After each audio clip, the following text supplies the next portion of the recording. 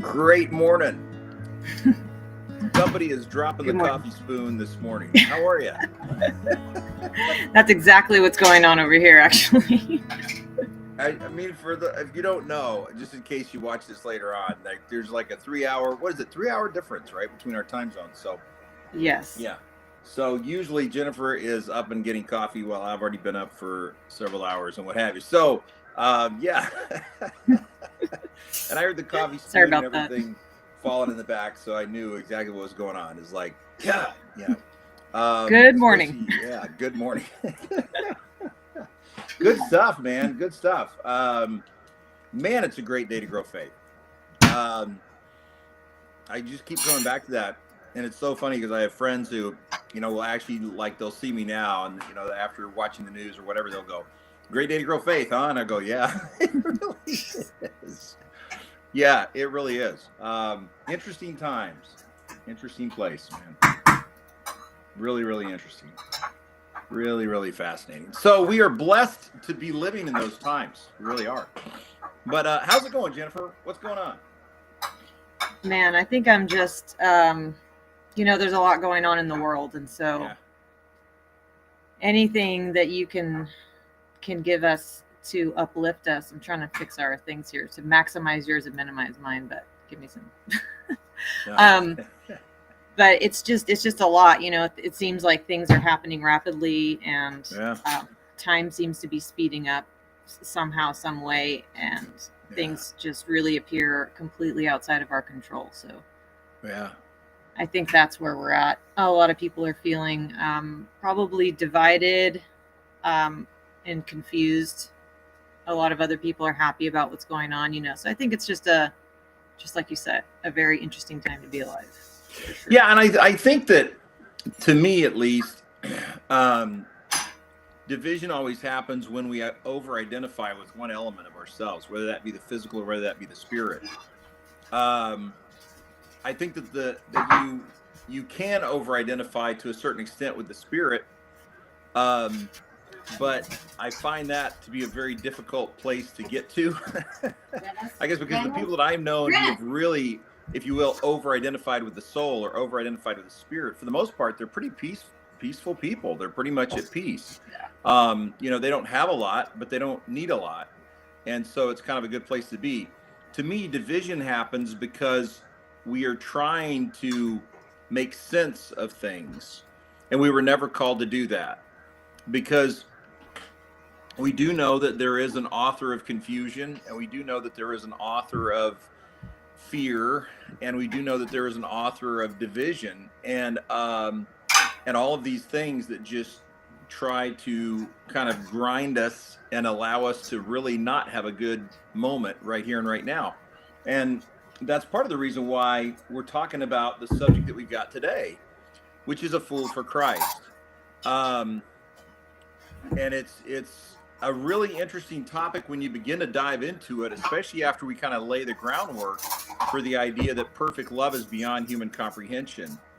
I think the more that we allow the divine, God, whatever name you attribute to that being as being beyond human comprehension, the more we can kind of just sit back and just be an observer, which is exactly what we are. We're an observer. And I really like the way Michael Singer and Anthony DeMilo, who, I'll quote him all the time, how these guys get to it. They like to say, who is the eye that is watching me? Who is the eye that is observing me? So here's this me that we try to put out there to everybody. But who is the eye that is watching that? There's always that eye that's within us. And that, to me, is the heart of the soul. And that's why I think it's important to discuss and to understand the whole concept of being a fool for Christ. And being a fool for something beyond ourselves. But yeah, things are happening quickly. Changes are happening. And it's a great day to be alive, really, because, we're getting to watch some things unfold that, I don't know that any of us really ever thought we'd get a chance to. So That's true. And we have access to information like we've never had before. So, Yeah. But taking all that away is coming back to center and Absolutely coming to stillness, as you've said, and resting. So yeah. I'm looking forward to today's meditation because I know I sure need it. All right. Well, great. It's simple, and yet it's something that I keep coming back to again and again and again. And it's just really simple. And by the way, I've got some really cool stuff on Insight Timer I'd really love to share on here. I just don't know how to do that. I got to send that to you because I had a really great meditation this morning where the person invited us to keep our eyes open and name 5 things that we see. 5 things that we see, and we name that thing out there. Then we name 4 things that we hear, 3 things that we smell, 2 things that we, and it's basically, it's encouraging us to get back to right here and right now. And I want to encourage us all to get back to this right here and right now point, but to get back to the center of the soul, as you say, get back to this centeredness of being loved beyond human comprehension. And that is the only place that I've found peace that passes all understanding. And that is a belief that you have to continually return to when bombs are falling or anything else that might be happening. You just keep coming back to that point. Right. So, yeah, so let's just sit for a minute. And let's just sit for a minute. I'm going to close my eyes because I like to just turn off and tune out as many senses as I can. Oh, that's wonderful.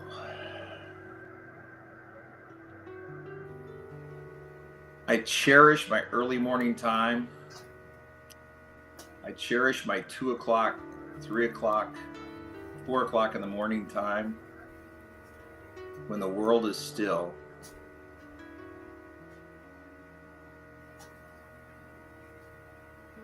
Knowing that I can bring this stillness into myself at any time.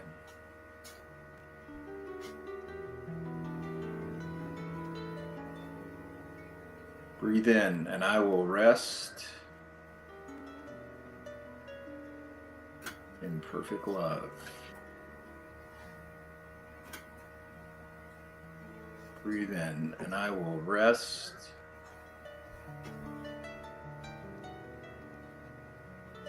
in perfect love.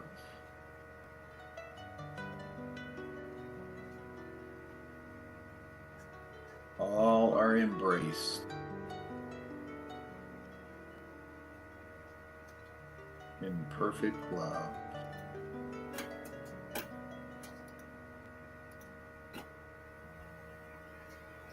All moments held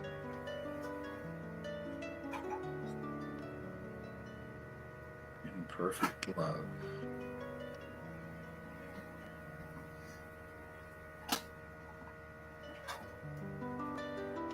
All are complete.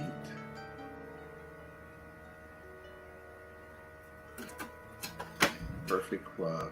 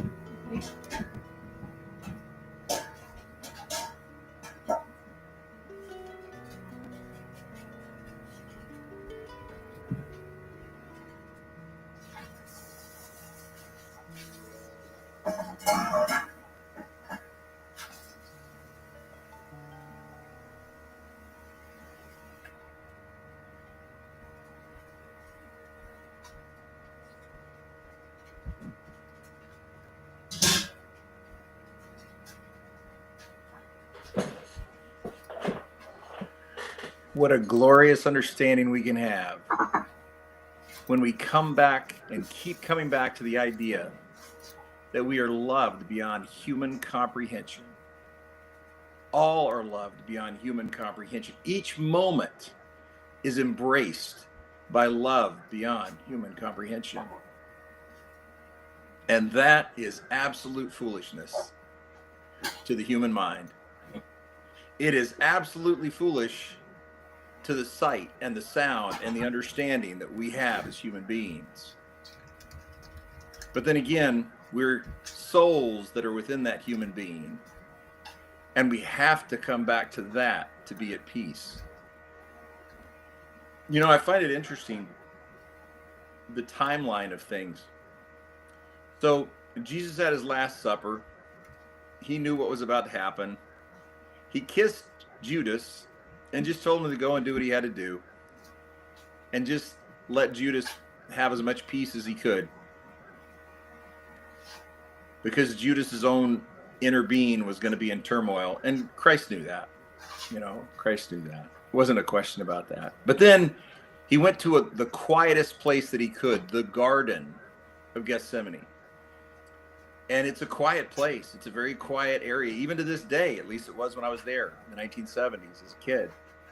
Very quiet place, and a very still place, and especially at that time, because he knew that was the quietest place for his soul. He knew he would be away from the noise and the hustle and the bustle and the crowds. Even though it was nighttime and most people were asleep, there were still going to be noises, and there's still going to be carts and vendors, or someone was going to be out and about walking up and down the street, or there was going to be dogs barking and cats meowing, or whatever the case may be. He knew that that was a quiet and still place for his soul. And to become a fool for Christ means sometimes you have to get back to that place.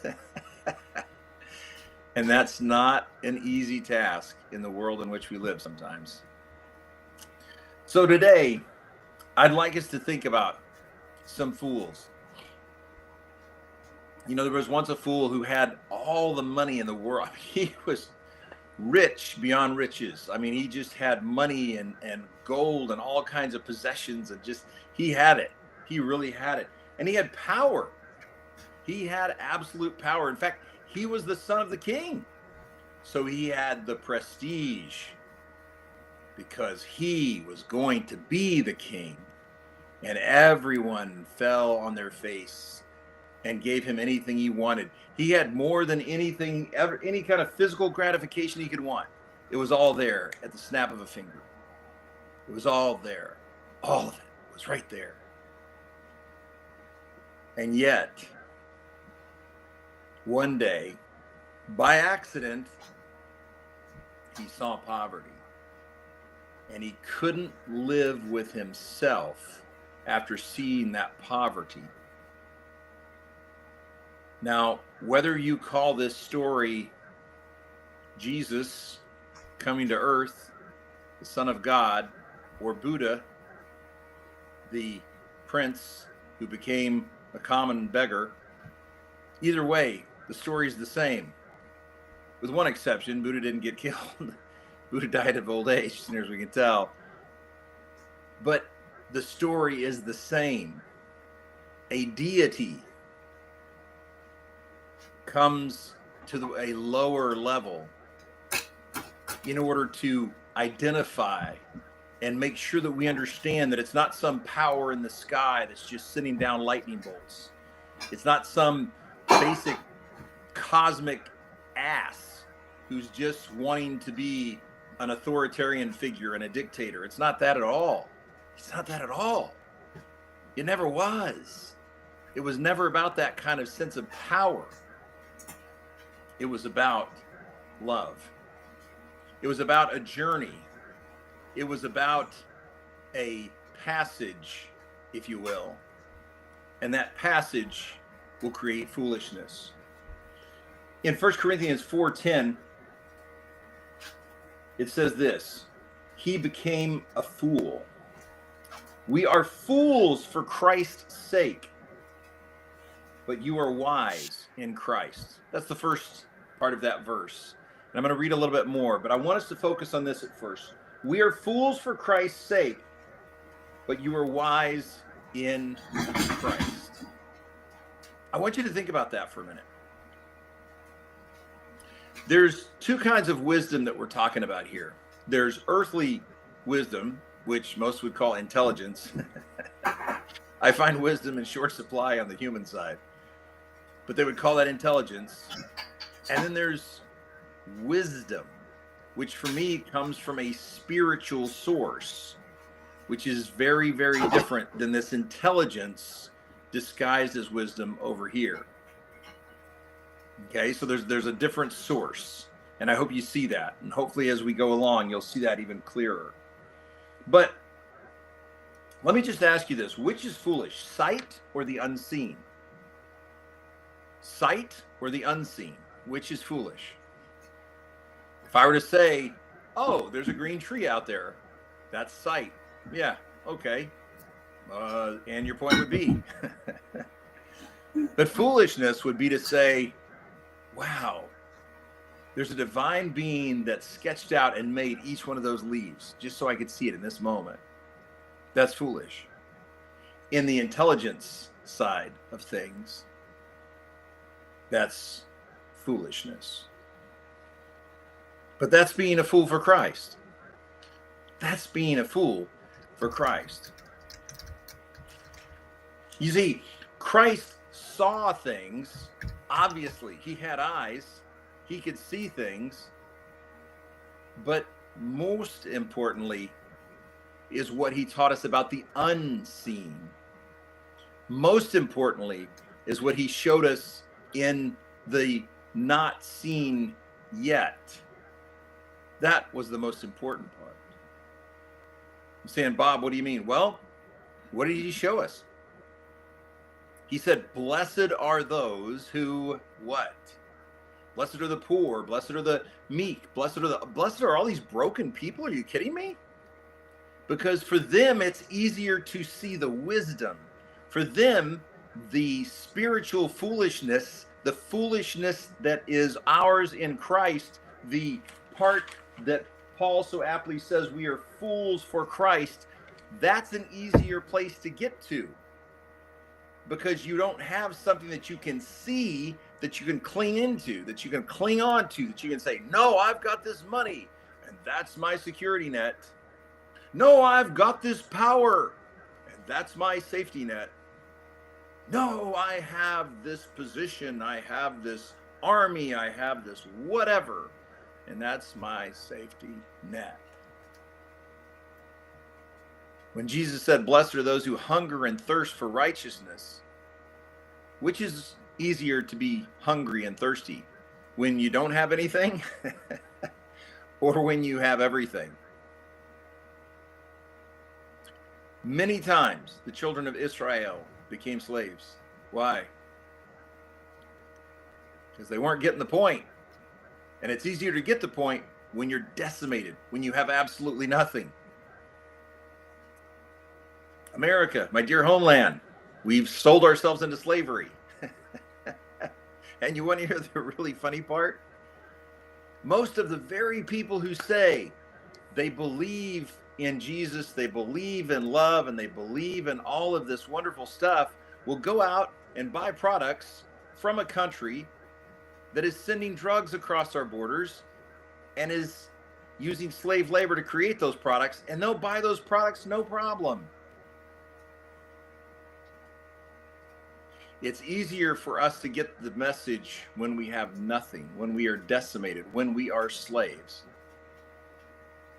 And I wonder where we're headed. I really do. So, which is wise, the heard or the unheard? It's interesting to me, one of the statements that Jesus made about the prophets, and it's really true. If you look at the prophets in the Old Testament, every prophet that came was saying a message that nobody really wanted to hear. And they were killed for it, time and again and time and again and time and again. I mean, it's just, it is what it is. It's really that crazy. Because the people couldn't hear the unheard. They couldn't hear what needed to be heard because their spiritual ears were not attuned to listening.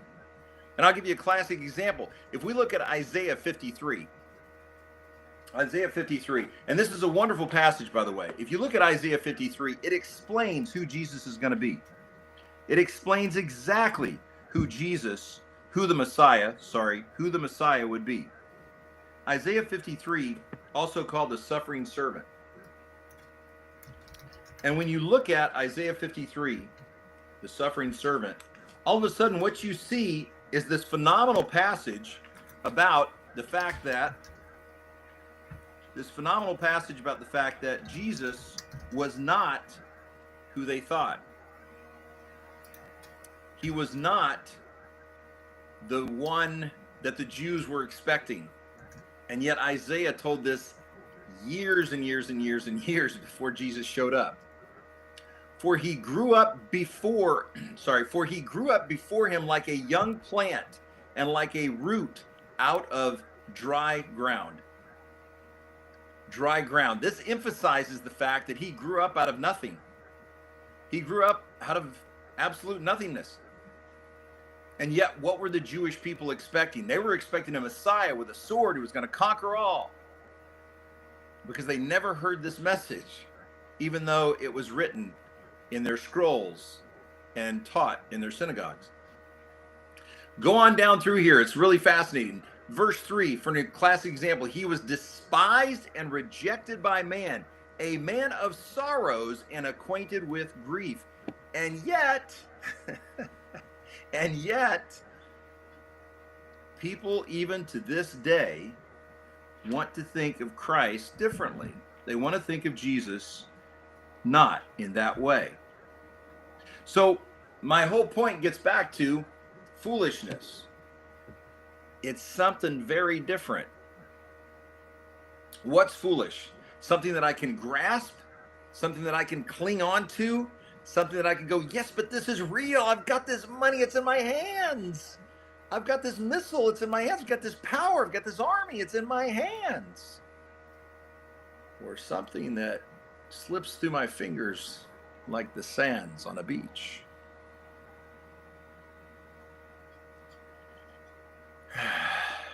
This is not a popular message if the God you believe in is draped in a particular flag. In fact, it's not ever really a popular message to be a fool for Christ, but that's what we're called to be, and that's what we're called to live in the light of.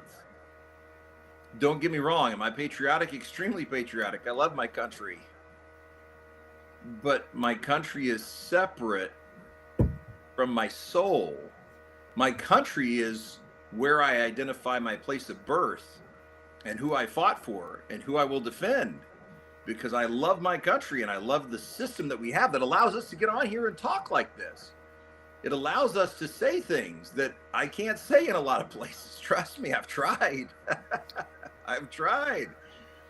Damn near been arrested in 3 different countries. But my point is, a fool for Christ is a fool for love. Now, let me tell you what that looks like.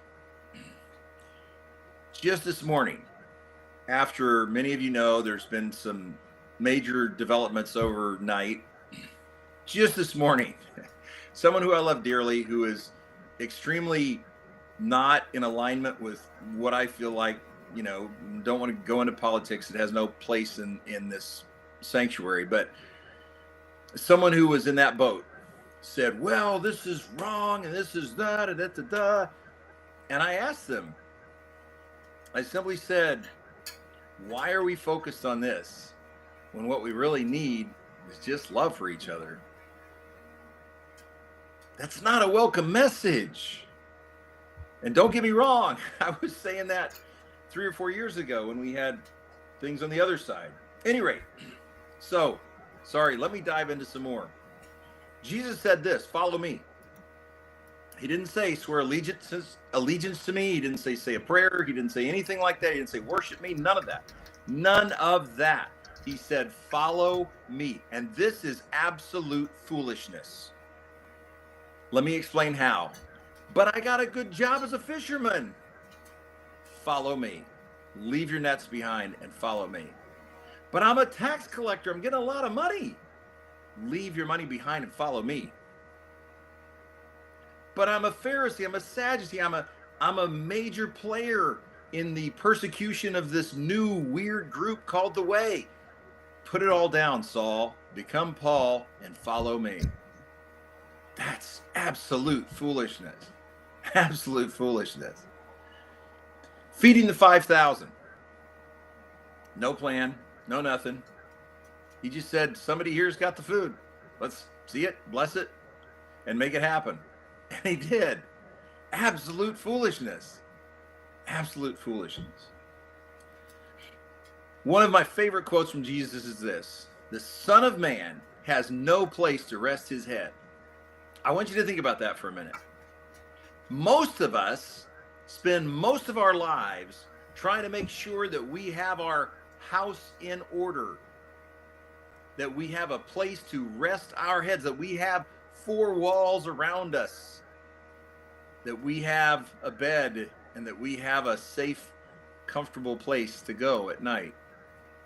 Yet the Son of Man has no place to rest his head. Absolute foolishness. Just go back and be a carpenter. What's the problem? The message always came back to this.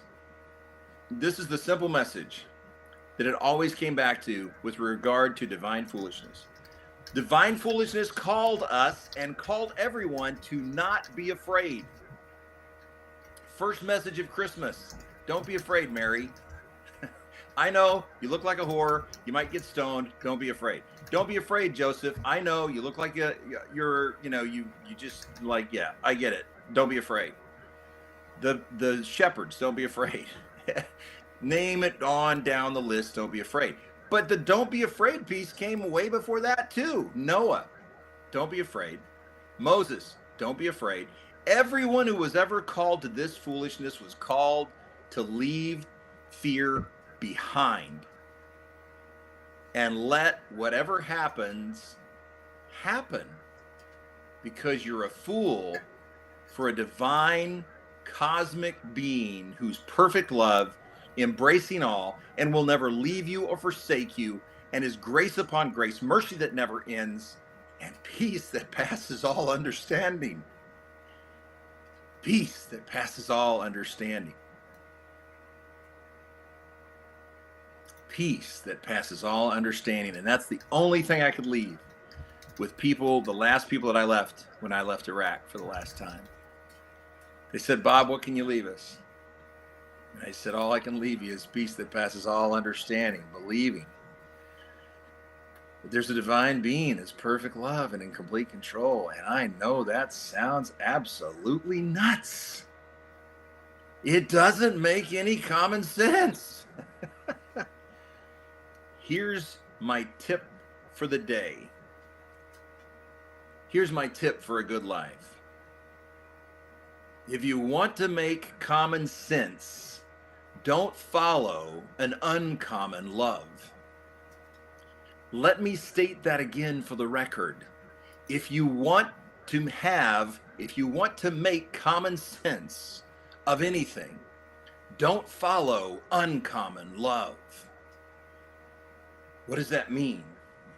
What does that mean? It means being a fool for Christ. It means being a fool for the Christ. Remember, Christ, we've talked about this, was not Jesus's last name. Christ is who the being became once they rose from the dead. All of a sudden, they were ascended. As the first name of our fellowship says, Ascension Healing Fellowship. They were an ascended being. They had changed. Something within them had changed. And suddenly, they followed an uncommon love. If you want to make common sense, don't follow uncommon love, because it's simply not there. Ask any Jew who lived in the time of Christ what a good Samaritan was, and they'd say a dead Samaritan. That's what they would say. They a good Samaritan? Yeah, a dead one. That's what they would say, just like they would say to a Palestinian. Well, not a Palestinian, but certainly a Hamas person. They would say, what's a good person? What's a good Hamas person? A dead one. That's exactly what they would say. If you want to make common sense, don't follow uncommon love, because uncommon love calls for us to be fearless. How can we be fearless? Real simple. We know that all moments, all beings, all everything is embraced by this same perfect love, and that's never going to change. And it's never going to have any shadow. It's never going to have any variation. It's never going to be different. It's always going to be perfect love. Bank on it. Count on it. Believe in it, even when you cannot even conceive of it in that moment. Believe in it. Fearlessness. Accepting. Accepting. That's a big one. That's a huge one. But it goes really hand in hand with fearlessness. Accepting all things. Accepting all things as divine gifts. Wow, that sucks when you find out you have cancer. Wow, that sucks when you find out your dad's dead. Man, does that suck when you just heard that one of your favorite students got blown up. That sucks. Damn it, that sucks. Man, that just sucks. Welcome to reality. Welcome to the path. Welcome to following the divine, believing and accepting all things. Does that mean that I accept it automatically when I find out my student's gone? No, it doesn't mean that. Do I have a moment of humanness where I'm less than happy? Absolutely. I said I was following Christ. I didn't say I was a moron. I didn't say I was inhuman. I didn't say I was completely devoid of emotion. Jesus wasn't completely devoid of emotion when he heard that his friend had died. He heard his friend had passed. He was taken with emotion. He was taken with grief. He was human just like the rest of us. He was afraid just like the rest of us. He had emotion. But he kept coming back to this center point, this central point of being a fool for Christ means to believe, in spite of everything to the contrary, that there is a divine being who's perfect love, who's in complete control of all things, and that will never change, that will never variate, and that will never forsake you. Trust that all is well because we are accepting and because we are fearless. We can accept that all is well. There are so many moments that you have to just go find a quiet place for a moment or two and breathe in and go, all is well. Perfect love is in control. I believe in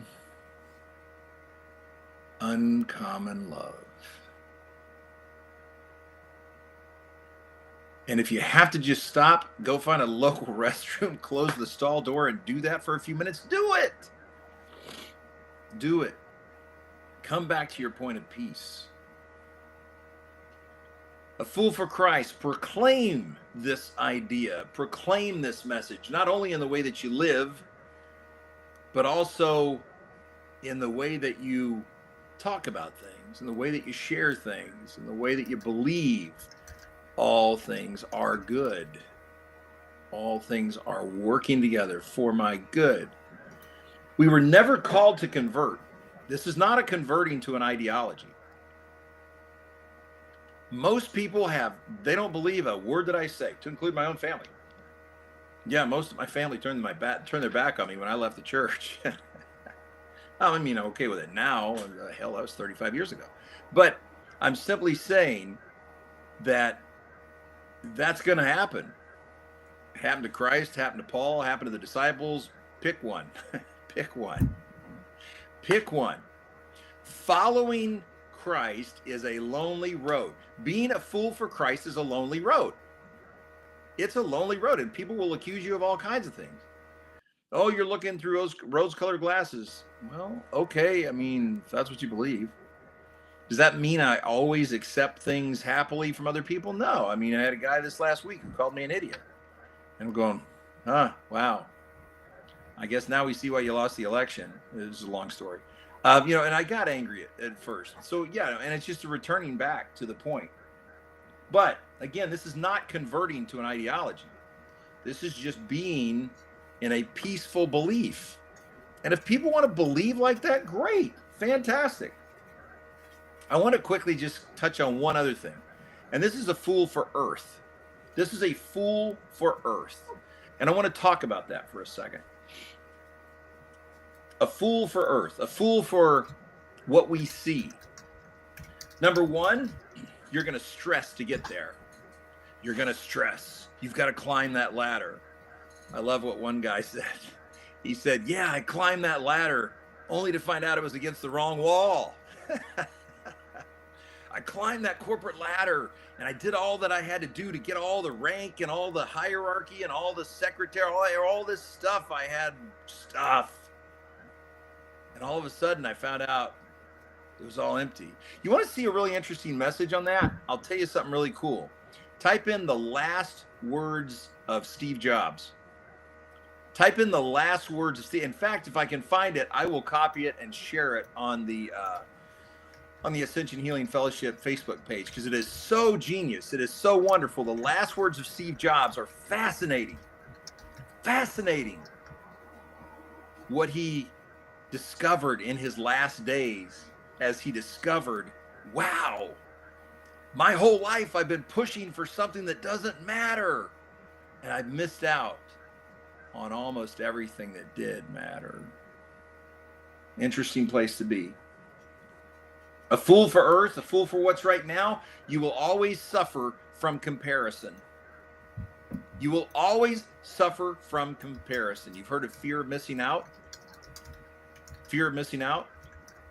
FOMO, I believe it's called, the initials, FOMO, fear of missing out. You will always suffer by comparison. Oh, is that a real Louis Vuitton purse? Oh, well, maybe mine was made in China. Believe me, I've been in those conversations where I thought, man, this is weird. I don't know, man. I get my shirts for like whatever I can, So at any rate, though, it's a weird kind of thing. It's a suffering for comparison. And if they have a house that's 1,500 square feet, well, my house needs to be 2,000 square feet, and then they need to get a 2,500 square, and you just have this massive goofiness, absolute massive stupidity. Let's look at another one, fool for earth. A bitterness as you age.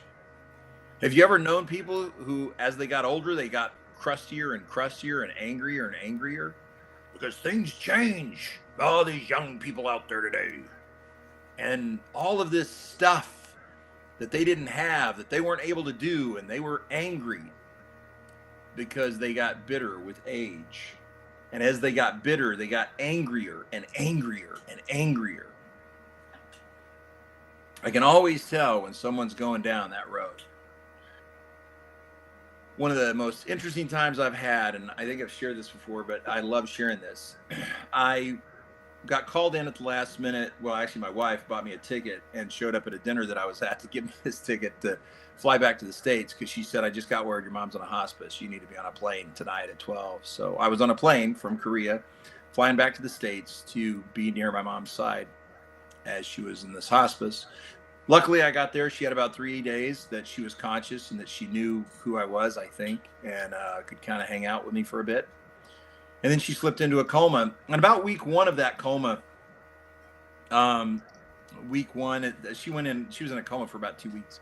I asked the lady who kept coming by, the hospice nurse, wonderful lady, just amazing lady, amazing ray of sun and soul and glory and divineness. Wonderful lady. And I said, what's going on with her right now? Because, some time to time you could see her twitch or something, there'd be some movement. And said, she's making peace with whatever she calls God right now. Think about that.